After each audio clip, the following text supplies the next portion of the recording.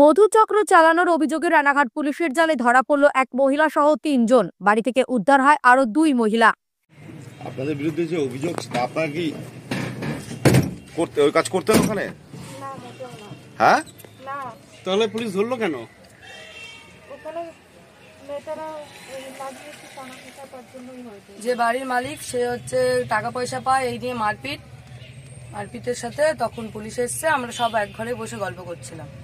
আপনারা কি কাজ করতেন ওখানে? আমরা কিছুই না। আপনারা কেন গেলেন ওখানে?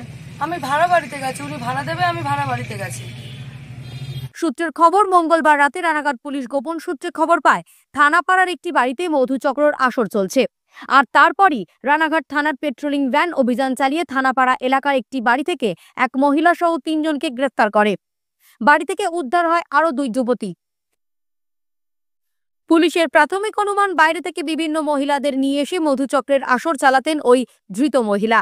অন্যদিকে ধৃত 3 যুবকের মধ্যে একজন ওই বাড়ির মালিক। যদিওবা বাড়িতে মধুচক্রের আসরের অভিযোগ অস্বীকার করেছেন বাড়ির মালিক। ধৃতদের আজ রানাঘাট আদালতে পাঠিয়ে পুলিশ গোটা ঘটনার তদন্ত শুরু করেছে।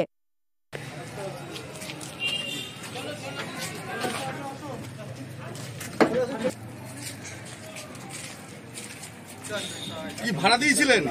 আমাদের 4 দিনের ভাড়া এসেছে। আচ্ছা, তারপরে কি হলো? কালকে কি হয়েছিল? কালকে তো সেটা কয়নি।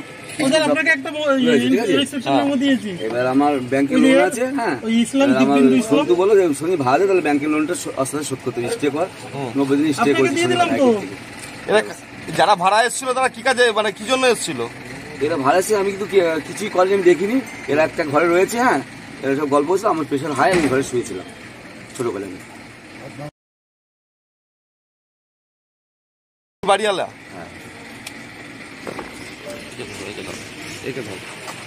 না, পাড়ার ছেলেরা মনে করে যে আমরা হয়তো কোনো বাজে উল্টোপাল্টা কাজ করছি। ঘরের মধ্যে বসে ভিডিও দেখবেন, কোনো বাজে কিছুই ছিল না।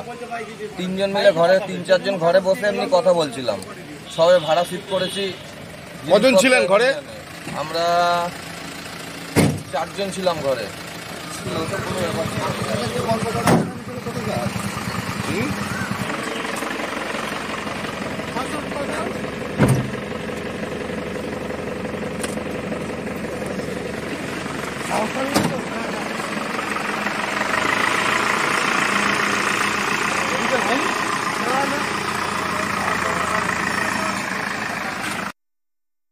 ব্যুরো রিপোর্ট, বর্তমান ভারত।